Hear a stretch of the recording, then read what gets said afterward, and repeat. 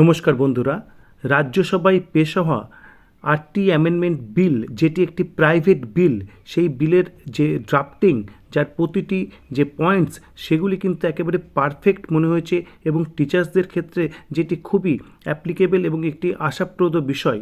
কিন্তু এই বিলের ভবিষ্যৎ কী? এই বিল কি সত্যি আইনে পরিণত হতে পারে? এবং যদি পরিণত না হওয়ারই বিষয় থাকে, তাহলে এই বিল কেন উত্থাপন করা হলো? এই বিষয়গুলি নিয়ে কিন্তু একেবারে খুব চর্চা চলছে। এই বিষয়ের গভীরে যাওয়ার চেষ্টা করা হবে। টেটের সেটি কি পুরো মিটে গেল, সেই বিষয়ে কিন্তু আলোকপাত করা হবে আজকের ভিডিওর মাধ্যমে, এবং পরবর্তী কী পদক্ষেপ টিচার্সদের জন্য প্রয়োজনীয় সেই বিষয়েও কিন্তু আমরা আলোচনায় রাখব।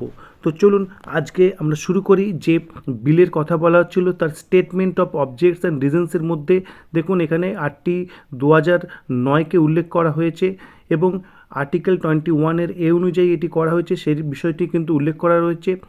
এবং কি বলছে, while the goal of enhancing teacher quality is necessary, recent judicial interpretations has resulted in the retrospective applications of TET requirement to teachers who were appointed prior to the commencement of the RT Act in accordance with recruitment rules, এবং সেই অনুযায়ী তারা নিয়োগ পেয়েছেন, সেই বিষয়টি কিন্তু এখানে উল্লেখ করা হচ্ছে। এবং এখানে যে টেটের যে রেট্রোস্পেক্টিভ এফেক্ট করা হয়েছে সেই বিষয়টির কিন্তু এখানে মেনশনিং রয়েছে। এবং such retrospective applications has generated widespread concern among teachers, as many of these teachers have rendered decades of dedicated service and have contributed to the expansions and consolidations of the elementary education. A4 seeks to harmonize the objective of improving educational standards with the equally important constitutional mandate of fairness, equity, and protections of vested service rights, thereby ensuring both quality educations for children and dignity and security for in-service teachers. এইভাবে কিন্তু পুরো বিষয়টি এখানে ব্যাখ্যা করা হয়েছে। The bill six to achieve the shed objectives. এবং দেখুন জন ব্রিত্তাস, যিনি এমপি, তিনি কিন্তু এটি পেশ করেছেন, সেটির উল্লেখ রয়েছে। এবার বিষয় হচ্ছে যে এটি একটি প্রাইভেট বিল। তাহলে এই প্রাইভেট বিল, এই বিষয়টি কি একটু আমরা জেনে রাখি। দেখুন, পার্লামেন্টে দু ধরনের বিল পাস করা হয়, একটি সরকার পক্ষ থেকে পেশ করা হয় এবং একটি প্রাইভেট বিল, সেটি কোনো মেম্বার হতে পারে এবং সরকার পক্ষের কোনো মেম্বারও হতে পারে, কিন্তু সাধারণত বিরোধী পক্ষের কোনো মেম্বারই কিন্তু এই প্রাইভেট বিল পেশ করে থাকেন। দেখুন কী বলছে, the member must give at least A months notice before the bill can be listed for introductions. অর্থাৎ 1 মাস আগে নোটিশ দিতে হয়েছে, তারপরেই কিন্তু এই বিল এসছে। The house secretariat examines it for compliance with constitutional provisions and rules on legislations before listing। অর্থাৎ লিস্টিংয়ের আগে কিন্তু এই যে হাউস সেক্রেটারিয়েট রয়েছে তারা কিন্তু পরীক্ষা করে দেখেছেন constitutional provisions and rules on legislations before listing. তো এগুলি কিন্তু কমপ্লিট করার পরেই কিন্তু লিস্টিং হয়েছে। Up to 1997 private members could introduce up to 3 bills in a week. 1997 পর্যন্ত সপ্তাহে 3টি বিল তারা উত্থাপন করতে পারতেন। এই type of bills that were introduced but never discussed, কিন্তু কখনই সেগুলো আলোচনায় আসতো না। বিল উত্থাপন করতে পারবেন 3 পার সেশন, একটা সেশনে 3টি উত্থাপন করতে পারবেন। দেখুন, private members bill can be introduced and discussed only on Friday. এবং এটি দেখুন উত্থাপন করা যেতে পারে এবং ডিসকাশন করা যেতে পারে শুধুমাত্র ফ্রাইডে। আপনারা নিশ্চয়ই দেখেছেন যে 13ই মার্চ এটি উত্থাপন করা হয়েছে। খেয়াল করে দেখুন, 13ই মার্চ কিন্তু ফ্রাইডে ছিল। তার পাশাপাশি যেটি বলার, দেখুন, here is why they are introduced. কেন ইন্ট্রোডিউসড করা হয়? Drawing attention to overlooked issues the ruling government has ignored or has not addressed.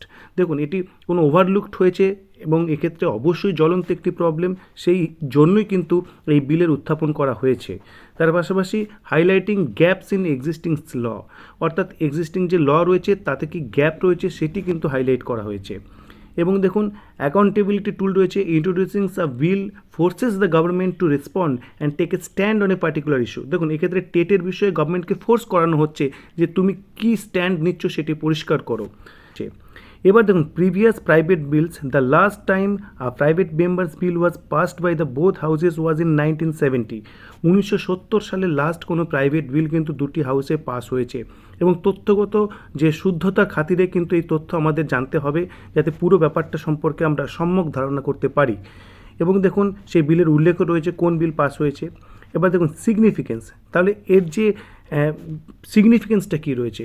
The purpose of the private members bill is to draw the government's attentions to what individual MPs see as issues and gaps in the existing legal framework which require legislative interventions।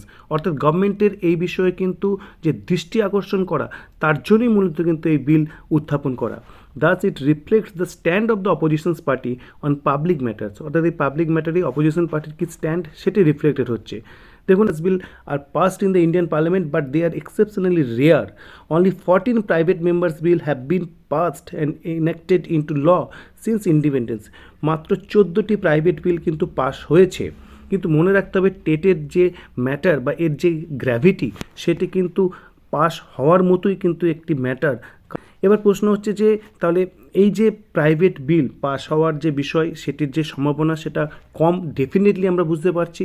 তার পাশাপাশি দেখুন review petition supreme কোর্টে যেটি, তার যে success পাওয়ার rate সেটিও দেখুন 0.1% of judgement. তাহলে তারপরেও কেন আমরা এই রিভিউ পিটিশনস নিয়ে এত আশা করছি?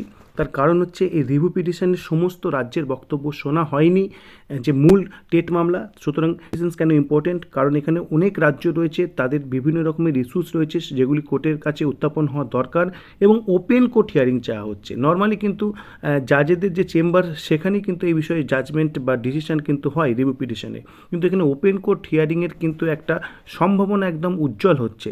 সুতরাং নর্মাল রিভিউ পিটিশনের সাকসেস রেটের সঙ্গে বিষয়টি গুলিয়ে ফেললে চলবে না। তার পাশাপাশি দেখুন যে নর্মাল রিভিউ পিটিশনস যেক্ষেত্রে যদি কোনো কারণে বাতিল হয় বা যদি মান্যতা না পায় তাহলে কিন্তু অপশানস থাকে কিউরেটিভ রিভিউ পিটিশনস। তো এই হচ্ছে সম্পূর্ণ পরিস্থিতি। তাহলে এখনও পর্যন্ত টিচার্সদের যে মুভমেন্ট বা আন্দোলন বা যে পদক্ষেপ গ্রহণ সেগুলি কিন্তু চালিয়ে যেতে হবে এবং আইনি লড়াই এবং রাস্তার লড়াই দুটোই কিন্তু টিচার্সদের চালিয়ে যেতে হবে যতক্ষণ না পর্যন্ত সুনির্দিষ্ট যে নোটিফিকেশনস গভর্নমেন্টের পক্ষ থেকে প্রকাশ হয় যে এই বিষয়ে রেট্রোস্পেক্টিভ এফেক্ট দেওয়া হবে না এবং সমস্ত টিচার্সদের অব্যাহতি দেওয়া হলো। তো এই ছিল এই বিষয়ে আজকের আপডেট। পরবর্তী আপডেটের জন্য নজর রাখুন চ্যানেলে। ধন্যবাদ।